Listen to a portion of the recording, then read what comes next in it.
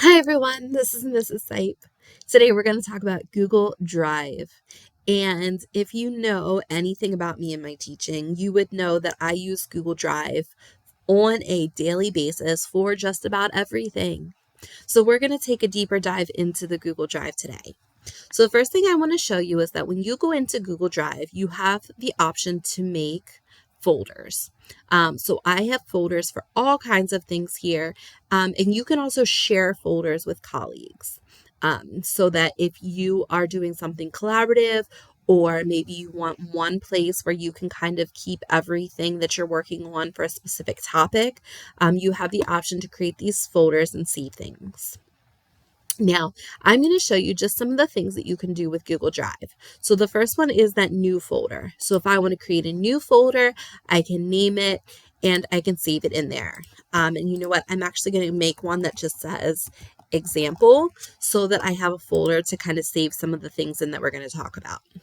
So when I go into my example folder right now, you don't see anything because it's just created.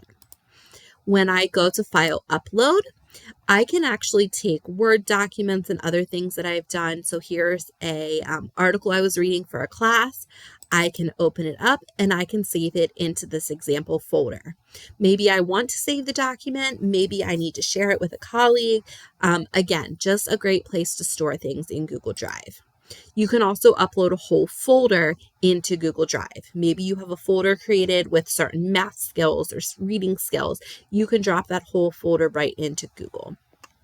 Now, there are lots of other options with Google. So the next one we're going to talk about is Google Docs. So if I create a Google Doc is similar to Microsoft Word. So it has the option, you're going to make your title here, and you can change just about anything and the setup. Also, Google started this tab option. So you can actually make tabs. So tab 1, and then a whole different page is tab 2, but it would be within the same document.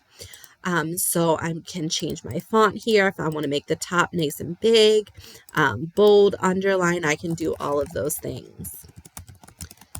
So maybe I want to get rid of that part then and just write underneath. Okay, you can add different types of indents. You can add different types of bullet points, numbering. You can even make columns in here. So again, this is a Word document more so than anything. You're really just typing, you're sharing ideas. Maybe you're writing lesson plans in this Google Doc. Okay, the next thing I'm going to show you is a Google Sheet. So if I go again, just add Google Sheet, it's going to come up. I'm going to make my title. Make sure you click in that box. So this is my next one. Okay, again, there are so many options here. So for example, at the bottom, you can see you can add multiple sheets inside the same document. So maybe I have one for 2025. Maybe this is my 2024. This was my 2023. So they're not deleting things. I can refer back to them. I can even copy and paste and duplicate things within the same document. Now, this one is set up more like an Excel spreadsheet. So you can do your functions, your formats with different things. I can do different formatting colors. I can insert different types of charts. I can even do some more tools in this one. This one would be also where I can insert some formulas for things. So maybe I want to be adding like this is test 1 and this is test 2. And then when I go down here and I add the points, and then over here we can create an average. So you can kind of create different things and change. You can also filter so that it sorts things. So there's a lot of options here for sheets. When I go into new again, another one of my favorites is slides. So Google Slides is going to be similar to a PowerPoint. So we're going to start again with our title. I want to make sure that I have some just generic things saved here. So that I can show you. So over here, some templates. So you can either start off with a template that's already created.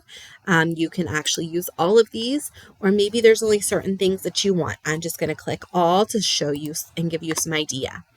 So here I had a blank one. Maybe I don't need that. I'm going to delete that so that now I'm starting off with my full screen. I can change the background. Maybe I don't love this color, so I'm going to make it more purple. Okay, maybe I want to add a picture. I can change the layout. So maybe this is the one I want for the home screen. I go to the table contents. Maybe I don't need a content that looks like this. So maybe I'll switch it to this one. You can see it kind of changed my formatting there, but that's okay. For example, this one, you can delete somebody else's pictures. You can go and insert an image. You can also insert your own picture, your own image, or you can insert from the stock or the web of what they already have. You can also click and change the text. So, for example, if I wanted this to be much larger and take up the full page, I can change, how large I want that to be. I can also change if I wanted to go all the way across the screen. If I wanted to go higher up or down, I can make it bold or underlined. I can do all of those things. I can also change colors. So again, just so many options to format this into anything you want it to be. Finally, I'm just going to show you here, there's a Google form.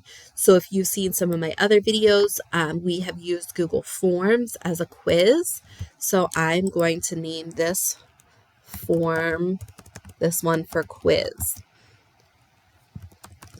Okay, so you can go in, it changes the name. You can change your responses. So not only could you use this for a quiz, you could also use this if you're asking questions out to families and looking for responses.